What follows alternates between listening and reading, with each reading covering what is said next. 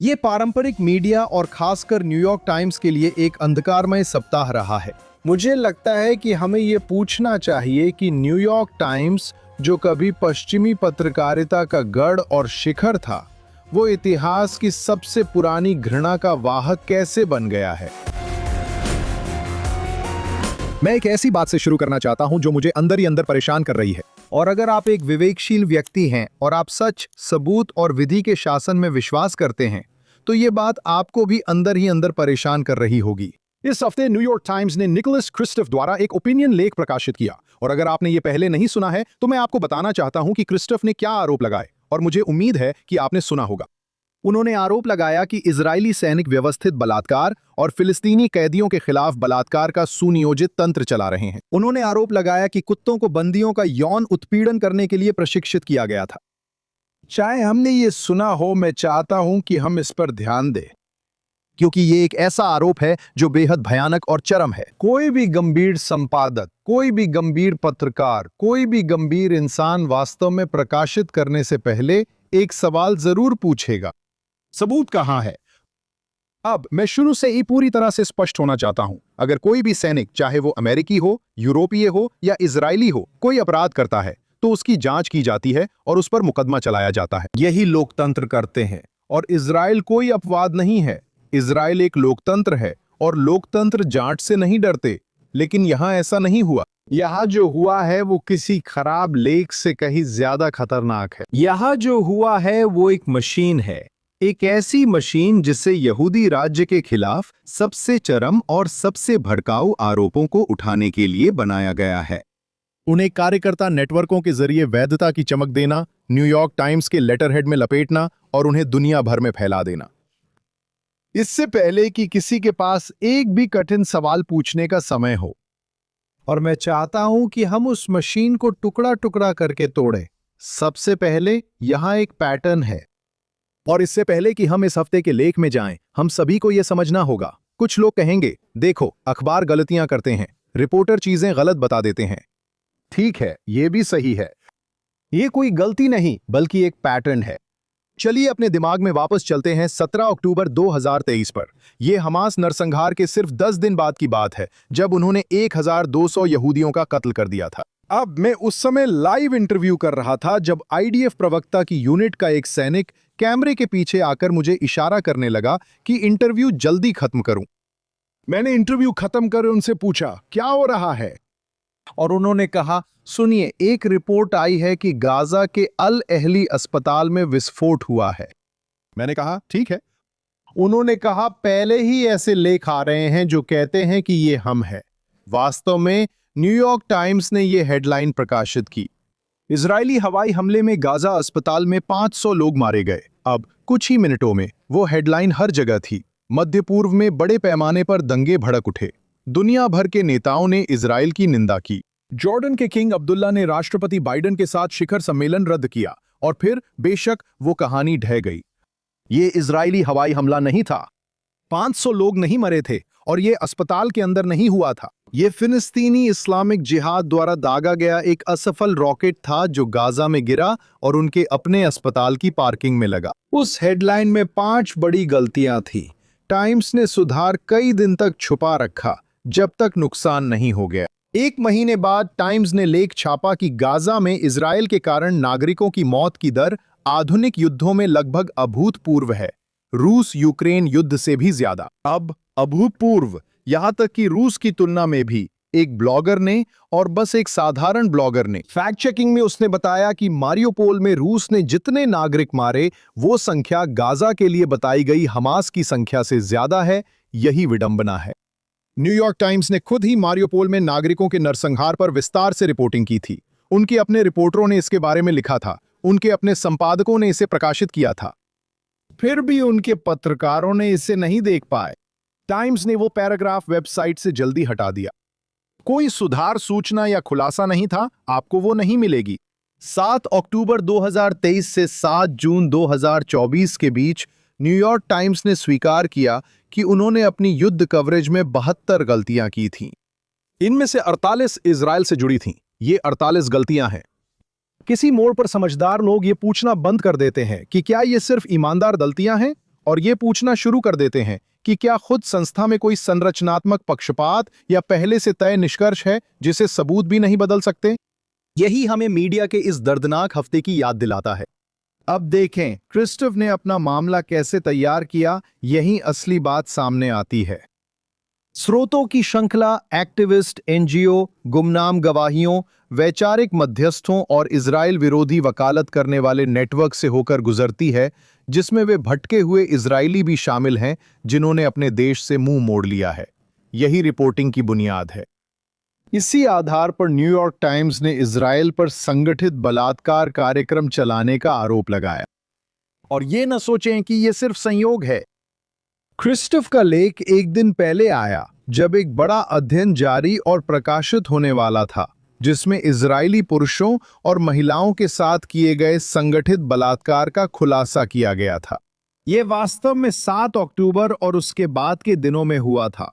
किसी ने इसे आते हुए देख लिया और कहा, हमें पहले ही कदम उठाना होगा, इसे निष्क्रिय करना होगा, हमें कुछ करना होगा जिससे संतुलन बदले। इसलिए उन्होंने उपलब्ध सब कुछ इस्तेमाल किया और एक पुलित्जर विजेता पत्रकार को मंच दिया जिसके स्रोत मजबूत नहीं थे, और उसे आगे रखा। अब इजराइल पर आरोप लगाने वाले मुख्य संगठनों में से एक यूरोमेड है, जो यूरोपीय भूमध्यसागरीय मानव अधिकार निगरानी संगठन है। ये बहुत ही तटस्थ लगता है। ये जिनेवा में स्थित है, बहुत आधिकारिक लगता है, एक गंभीर संगठन जैसा लगता है।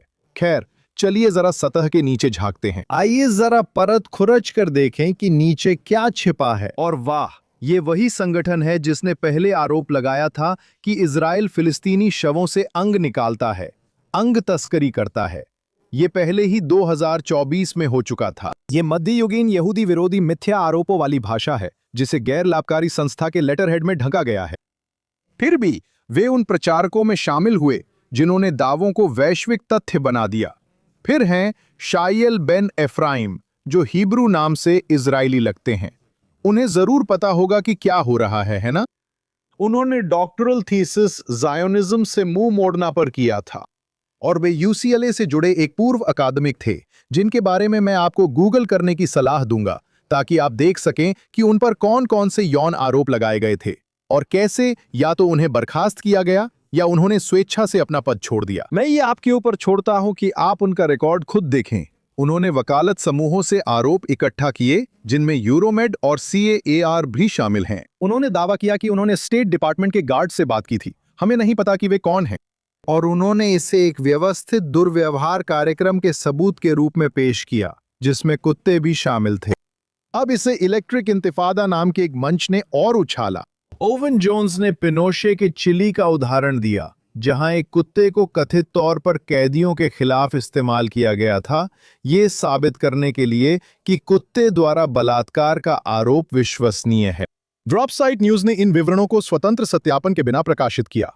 आलिया बुनामा, इलेक्ट्रिक इंतिफादा की सह-संस्थापक, ने इसे अब तक की सबसे क्रूर घटनाओं में बताया। और फिर न्यूयॉर्क टाइम्स ने पूरे इकोसिस्टम को वो एक चीज दी जो उसमें कमी थी, संस्थागत वैधता, यानी मुख्यधारा मीडिया की मुहर। यही है वो मशीन। कार्यकर्ता का आरोप, एनजीओ द्वारा उसका प्रचार, सोशल मीडिया पर उसका बढ़ना, ये सब एक साथ बनता चला जाता है। फिर एक प्रतिष्ठित अखबार उसे मान्यता देता है, फिर यही सिलसिला दोहराया जाता है, और एक बार जब टाइम्स अपना नाम उस पर लगा देता है तो दुनिया भर के लाखों लोग मान लेते हैं कि ये सच ही होगा क्योंकि ये न्यूयॉर्क टाइम्स है। आरोप खुद ही एक कहानी बन जाता है और सत्यापन बाद की बात रह जाती है। अब जवाबदेही की बात करें तो वो कभी नहीं आती। अब मुझे सबसे विभत्स आरोप का जवाब देने दीजिए कि यहूदी सैनिकों ने कुत्तों को फिलिस्तीनी कैदियों पर यौन हमले के लिए प्रशिक्षित किया। ये कोई अलग थलग घटना नहीं है। ये किसी बेलगाम सैनिक द्वारा किया गया दुर्व्यवहार नहीं है। दावा यह है कि इजरायली सैन्य कर्मियों ने एक नीति के तहत एक कार्यक्रम के रूप में कैदियों के साथ बलात्कार करने के लिए कुत्तों को व्यवस्थित रूप से प्रशिक्षित किया। अब इस असाधारण दावे के लिए सबूत क्या है? गुमनाम गवाही, एक्टिविस्ट एनजीओ जैसे यूरोमेड और विचारधारा से प्रेरित बिचौलिए जैसे शायल, कोई स्वतंत्र रूप से सत्यापित फोरेंसिक सबूत नहीं, कोई सार्वजनिक रूप से जारी मेडिकल सत्यापन नहीं, कोई पहचाने गए गवाह नहीं जो शपथ के तहत गवाही देने को तैयार हों, बस इतना ही। अगर कोई न्यूयॉर्क टाइम्स न्यूज रूम में आकर कहे कि अमेरिकी पुलिस या फ्रांसीसी सेना कैदियों के साथ बलात्कार के लिए कुत्तों को व्यवस्थित रूप से प्रशिक्षित कर रही है, तो क्या आपको लगता है कि टाइम्स के प्रकाशक उसे प्रकाशित करेंगे? एक भी फोरेंसिक सबूत के बिना, एक भी नामित स्रोत के बिना, एक भी स्वतंत्र मेडिकल पुष्टि के बिना? बिल्कुल नहीं। लेकिन जब आरोप इजराइल के खिलाफ होता है तो सबूतों की जरूरत पूरी तरह से खत्म हो जाती है। और वैसे पेशेवर डॉग ट्रेनर्स ने भी इस पर अपनी राय दी थी। ब्रैंडन मैकमिलन, सीबीएस के लकी डॉग के एमी अवार्ड विजेता होस्ट, ने कहा कि उन्होंने कभी नहीं सुना कि किसी कुत्ते को इंसान के साथ बलात्कार के लिए ट्रेन किया गया हो। और उन्होंने तो ये भी नहीं सोचा था कि यह जैविक रूप से संभव है। क्यों? क्योंकि नर कुत्ते आदेश पर यौन उत्तेजित नहीं होते, जैसे हमलावर कुत्तों को काटने के लिए ट्रेन किया जाता है। ये प्रक्रिया बस काम नहीं करती। लेकिन इसका असर नहीं पड़ा, क्योंकि आरोप नैरेटिव को आगे बढ़ाने के काम आता था। आज के मीडिया माहौल में नैरेटिव को आगे बढ़ाना ही काफी है। यहीं से इतिहास बहुत जोर से गूंजने लगता है, क्योंकि इसे ब्लड लाइबल कहा जाता है। ब्लड लाइबल्स, और इसे सही तरह कहें, ये ब्लड लाइबल है। ये कभी भी सबूतों से जुड़े नहीं थे। ये नैतिक औचित्य गढ़ने से जुड़े थे, यहूदियों से नफरत करने के लिए। मध्यकालीन यूरोप में यहूदियों पर कुएं में जहर मिलाने, धार्मिक प्रतीकों का अपमान करने, ईसाई बच्चों की हत्या करने ताकि हम उनके खून का इस्तेमाल कर सकें और पासओवर के लिए मर्जा बना सकें, जैसे आरोप लगाए गए थे। वाह, वो वाकई में बहुत बहुत स्वादिष्ट होना चाहिए। सदियों के दौरान भाषा बदलती रहती है, लेकिन ब्लड लाइबल का तरीका नहीं बदलता, तरीका वही रहता है। सबसे घिनौना आरोप चुनो, इसे किसी भी सबूत के मानकों से मुक्त कर दो और इसे उन संस्थाओं के माध्यम से फैलाओ जो इसे विश्वसनीयता देती हैं। यूरोप में यह चर्च था। आज के दौर में यह न्यूयॉर्क टाइम्स है। क्रिस्टोफ समझदार हैं और पुलित्जर जीत चुके हैं। वो समझते थे कि इतनी गंभीर आरोपों के लिए किसी न किसी रूप में इजरायली पुष्टि की आवश्यकता होती है, क्योंकि इसके बिना लेख बिल्कुल वैसा ही दिखता है जैसा वह है, एक कार्यकर्ता का साधन, समाचार पत्र में छपा हुआ प्रचार पत्रक। तो उन्होंने उसी व्यक्ति की ओर रुख किया जिसकी ओर वे हमेशा करते हैं, और वो है एहूद ओलमर्ट। अब एहूद ओलमर्ट इजराइल के पूर्व प्रधानमंत्री थे। अगर आपने मेरा शो या इंटरव्यू देखे हैं तो आप जानते हैं कि मैं एहूद ओलमर्ट का प्रशंसक नहीं हूं। यहां असल में जो हुआ मायने रखता है, क्योंकि क्रिस्टोफ ने ओलमर्ट का हवाला देते हुए कहा, क्या मुझे लगता है ऐसा होता है? बिल्कुल। संकेत स्पष्ट था। इजराइल के पूर्व प्रधानमंत्री ने व्यवस्थित बलात्कार, यौन यातना और कुत्तों को यौन हमले के औजार के रूप में इस्तेमाल किए जाने के दावों की पुष्टि की। बस एक बात है ओलमर्ट, और ये उनके स्वभाव के बिल्कुल विपरीत है। उन्होंने वास्तव में सार्वजनिक रूप से आपत्ति जताई और स्पष्ट किया, मैंने इन दावों को पुष्टि नहीं की है और मेरे पास इन दावों का समर्थन करने वाला कोई ज्ञान नहीं है। ओलमर्ट ने बताया कि वो आमतौर पर युद्धकालीन दुर्व्यवहार के आरोपों की बात कर रहे थे और मुझे ये पसंद नहीं आया। असल में मुझे लगता है कि ये दयनीय है, लेकिन उन्होंने व्यवस्थित बलात्कार, व्यवस्थित यातना और कैदियों के खिलाफ कुत्तों के व्यवस्थित इस्तेमाल के दावों की पुष्टि नहीं की। तो कम से कम ओलमर्ट के अनुसार क्रिस्टोफ ने एक ऐसे बयान का इस्तेमाल करके झूठी छवि बनाई जिसे उसके संदर्भ से अलग कर दिया गया था और उसे आरोपों की इजरायली तरफ से पुष्टि के रूप में पेश किया गया, जबकि खुद स्रोत ओलमर्ट कहते हैं कि उन्होंने कभी मान्यता नहीं दी। अब यह पत्रकारिता नहीं है दोस्तों, ये तो हेरफेर है। न्यूयॉर्क टाइम्स को एहूद ओलमर्ट और पाठकों को पूरा सुधार देना चाहिए। अब इस पूरी कहानी का बड़ा हिस्सा एक जगह पर आधारित है, जिसका नाम है सदे तेमान। तो चलिए वास्तव में सदे तेमान को समझते हैं और देखते हैं कि वहां असल में क्या हुआ था। 7 अक्टूबर के बाद इजराइल ने खुद को अचानक बड़ी संख्या में हमास आतंकवादियों और संदिग्ध आतंकवादियों को संभालते हुए पाया, जिन्हें सक्रिय लड़ाई के दौरान पकड़ा गया था। सदे तेमान युद्धकालीन हिरासत और खुफिया जांच केंद्र बन गया, और हां, दुर्व्यवहार के आरोप सामने आए। चूंकि इजराइल एक लोकतंत्र है, उसने जांच शुरू की। यही लोकतंत्र करते हैं। लेकिन फिर कुछ ऐसा हुआ जो हर ईमानदार पर्यवेक्षक को चिंतित करना चाहिए। मुख्य मामला उन 10 आईडीएफ रिजर्विस्टों का था जिन्हें लीक हुए फुटेज में एक फिलिस्तीनी बंदी के साथ दुर्व्यवहार होता हुआ दिखने के बाद गिरफ्तार किया गया। इस वीडियो ने दुनिया भर में हलचल मचा दी। यह बेहद आपत्तिजनक लग रहा था। सैनिक एक कैदी को दंगा ढालों के पीछे कैमरों से दूर ले जा रहे हैं। वैसे इस वीडियो में बस इतना ही है, लेकिन सवाल लगभग तुरंत उठने लगे। दंगा ढाल की दीवार? ये तलाशी के दौरान फोर्स 100 की मानक तलाशी प्रक्रिया है और इसका कोई बुरा मकसद नहीं है। इजराइल में कान 11 के एक खोजी पत्रकार ने फुटेज से जुड़े टाइम स्टैंप में असंगतियां पहचानी। आरोपों की समय रेखा को लेकर भी सवाल उठे। सबसे महत्वपूर्ण बात यह है कि व्यवस्थित यौन यातना की व्यापक कहानी अदालत में अंततः जिन आरोपों पर कार्रवाई हुई उनसे कहीं अधिक थी। 2025 की शुरुआत तक रिपोर्टों के अनुसार सार्वजनिक चर्चा में रहे यौन उत्पीड़न के आरोप अब अभियोग में शामिल नहीं थे। रिपोर्टों में कहा गया कि आरोप हटा दिए गए थे। इजरायली एडवोकेट जनरल जो फुटेज लीक में शामिल थे ने बाद में इस्तीफा दिया और जानबूझकर लीक के मामले में जांच झेल रहे हैं। और उस सामग्री को इस उद्देश्य से तैयार किया गया था ताकि ये दावा खारिज किया जा सके कि उनका विभाग बहुत नरम रवैया अपना रहा है।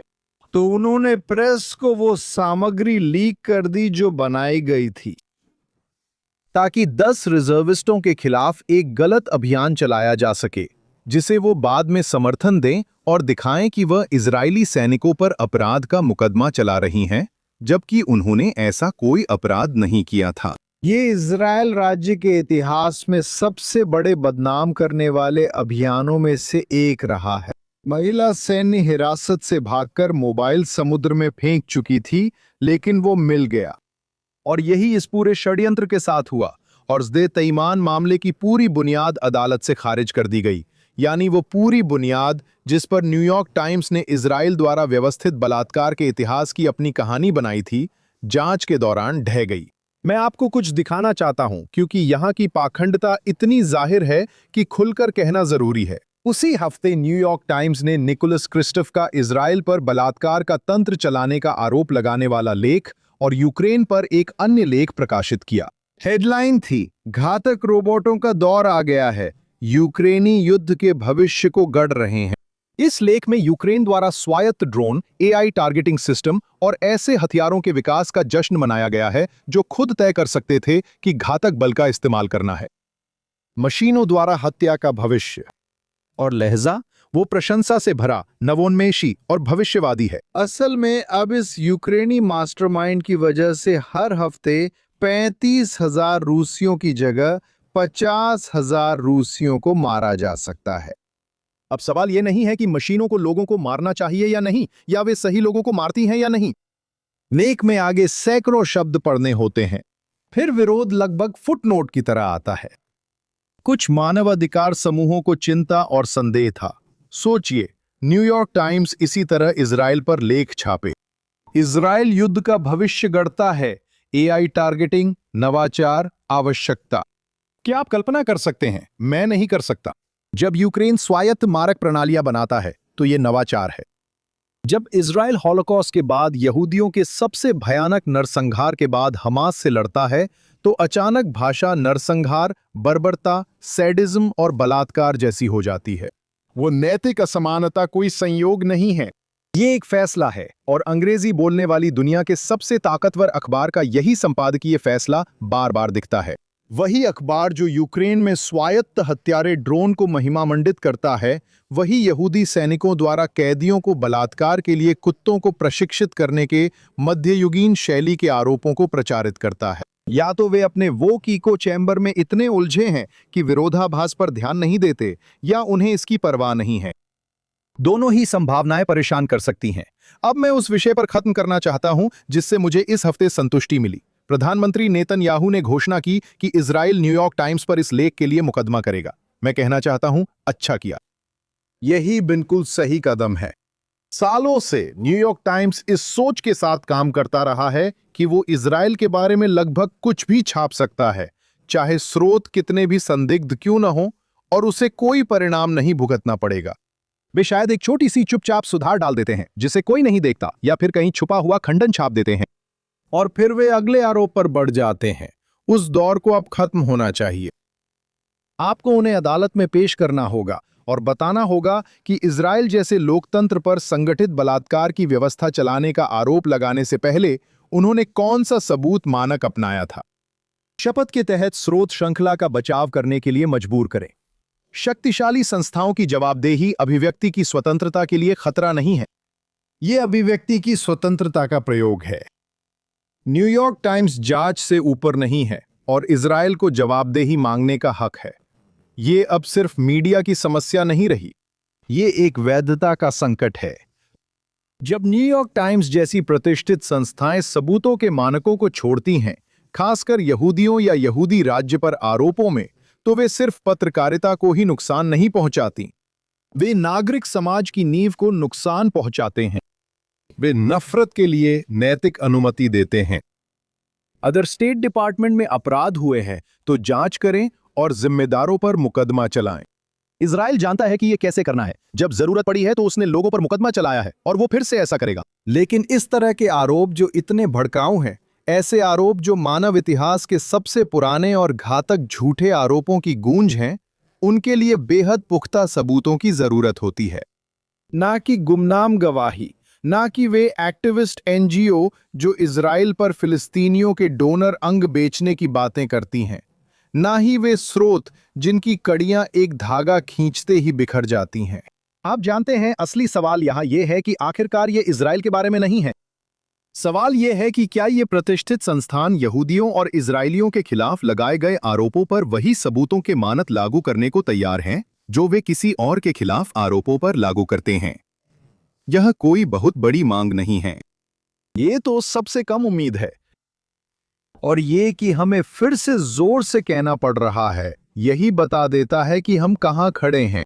हमें सबूत की मांग करनी चाहिए, खासकर जब आरोप यहूदियों और इजराइल के खिलाफ हो। ये है ट्रू ईस्ट और मैं डैरन स्पीलमैन हूं।